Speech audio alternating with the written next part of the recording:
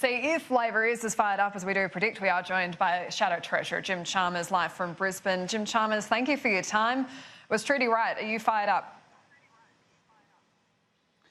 Oh, look, I am concerned that the government's needlessly compromised this retirement incomes review by appointing somebody to a three-person panel who has a record of campaigning against Labor and its policies. I think if the government was serious about having a proper forward-looking, bipartisan look at a really important part of the economy, then they wouldn't have gone down this path. They wouldn't be playing these kinds of partisan games. That's not a reflection on Professor Ralston as a person, but it is a reflection on her views, and particularly on the government's willingness to appoint someone with these views. We don't want to see the compulsory taken out of compulsory super. So for as long as this person is on the review panel, Josh Frydenberg's words about not touching super ring hollow. This government's got form when it comes to attacking super and pensions, and we don't want to see this review become a stalking horse for further and harsher cuts to super or pensions. It's pretty much impossible to find anyone who's experienced in the superannuation industry that isn't involved in either the retail side or the side of wanting to crack down on the industry. What's wrong with her having industry experience? Well, it's not about experience, Annalise. It's about campaigning in the last election against Labor and its policies. And I think, again, if Josh Frydenberg wanted to have a proper look at retirement incomes, he wouldn't be going down this path. As always, they inject a dose of partisanship into these sorts of processes to try and distract from the fact that they've got form when it comes to cutting or trying to cut super and to cutting pensions. They've got form in trying to distract from their failures on the broader economy, which we'll see and hear more about in the next couple of days. And I think this is of a piece with that. When it comes to this proposed increase of superannuation from 9% to 12%, are you confident that big business fully supports an increase to super coming at a cost to wages?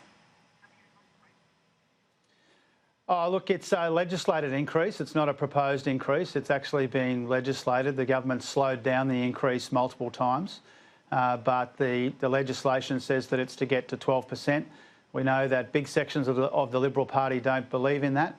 And when it comes to the business community, I think that, there will be a range of views on superannuation. The issue around wages, I mean, the Liberal Party now wants to cry these kind of crocodile tears for people on low incomes.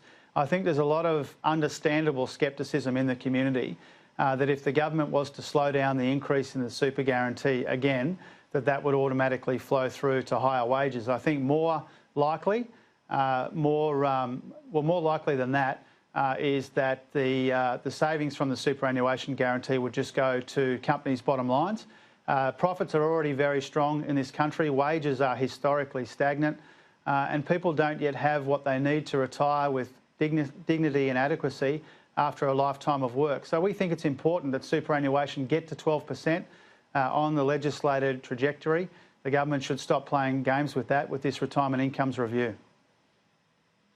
You're right in that people are sceptical about this, but as Alan Kohler rightly points out in his column, it's because that money isn't just being quarantined, it's being put into superannuation funds which eat into your money with fees. Isn't that a cause for concern that this money isn't going to people where they need it? It's not going into their pockets, it's going to big industry super funds.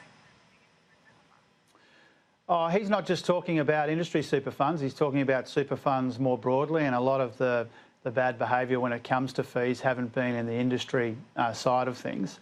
But I think fees are a legitimate avenue for investigation by the Retirement Incomes Review. I think if the Treasurer was serious about it, these would be the sorts of things he'd be focusing on. We do want to make sure that people aren't ripped off. We do want to make sure that there's no gouging in the system, so that when people save for their retirement in the superannuation system, that they are getting their returns and getting the earnings that they need to retire with dignity. I think that is an important thing to consider, and I read Alan's column today, or his piece today, and I think these are important considerations. If as you say, as is legislated, the increase to superannuation does go up to 12%, how many people will come off the aged care pension as compared to the 9%? Well, I don't do that modelling, Annalise. I don't have that sort of information to hand, but clearly If you want to boost retirement incomes, you don't attack people's super. That's the principle that's involved here. It's for the government to explain any further slowing down of the increase to 12% and the impact that that would have on other parts of the system. We've got a retirement income system which relies partly on the pension, partly on super, partly on other forms of saving, and we want to make sure that we get the balance right. And if you want people to have good retirement incomes, it makes no sense whatsoever to be attacking their super, as parts of the government intend to do and as parts of the review panel have campaigned for in the past. If your argument for the increase to 12%, though, is to keep people off the aged care pension, shouldn't you have some idea of how much that's going to help? Well, the reason to get people to 12% superannuation guarantee in the super system is so they save more for their own retirement. That will obviously have a beneficial impact on their savings and make people less likely, if they've got bigger balances, to rely as much on the pension. That's the important principle that we're arguing over here. It's for the government to model any proposed changes. We support the current trajectory to 12%. It's the government that intends to mess with that. They should be upfront about it. Clearly, with these appointments to this panel, or this appointment to this panel, they have shown their true colours.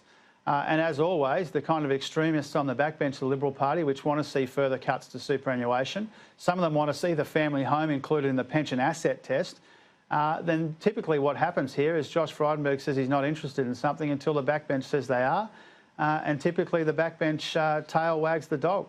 And I don't want to see that happen again.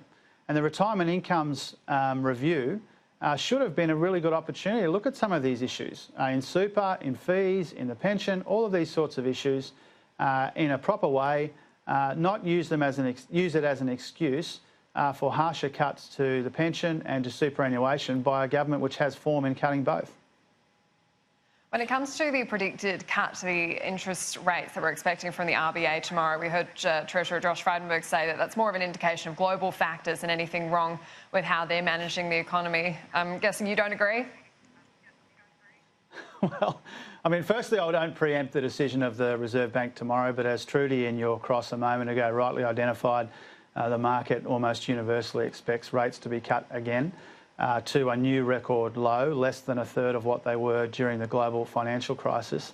I watched the interview with the Treasurer this morning, and I think most people, when they hear him talk about the economy, would only conclude that the Treasurer is hopelessly and dangerously out of touch on what's going on in the domestic economy. We've got the slowest growth here we've had for a decade, wages are stagnant, household debt at record highs, living standards and productivity in decline. Almost 2 million people are looking for work or looking for more work. And the Treasurer wants to pretend that everything's hunky-dory in the economy, or, if there are challenges, that they're only imposed on us from overseas. And it's a very dangerous complacency which he is exhibiting again. And if rates are cut tomorrow, it will be because the Morrison Government doesn't have a plan to turn the floundering economy around. And by not having a plan, they leave us unnecessarily and dangerously exposed to some of the global issues which are playing out around the world at the moment. If the RBA does cut rates tomorrow, do you want to see the big four banks pass on that cut? Well, look, absolutely. And if the interest rate cuts are going to have any impact at all, then we want to see them passed on by the banks and the financial institutions. It's disappointing when that doesn't happen, when they thumb their nose at the Treasurer. That's a disappointing outcome. I have the same view as the Treasurer on this. We want to see the cuts passed on in full. That gives them the best chance of circulating through an economy which desperately needs it at a time when, under this Liberal government, we've got consumption very weak, retail very weak, stagnant wages and all the other things that I ran through a moment ago. And just finally, Jim Chalmers, you gave a very powerful speech on Saturday night about where you want to see the future of the Labor Party going. You had comments about not wanting to rely on warmed-up nostalgia from the 1980s. Seems like the strongest vision we've seen for the future of the Labor Party since the election. Are you regretting perhaps withdrawing from contention for the leadership?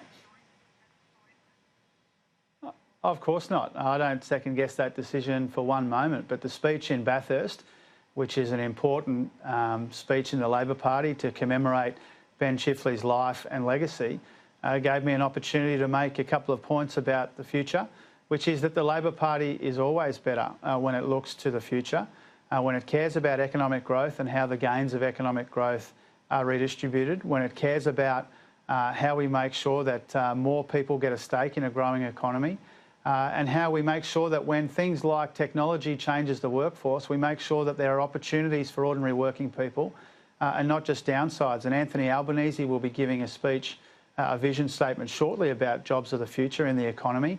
That's exactly where the Labor Party should be, looking forward, learning the lessons of the last campaign, but overwhelmingly looking forward to how we can deliver a next generation of economic growth in a way that is fair and inclusive and leaves nobody behind.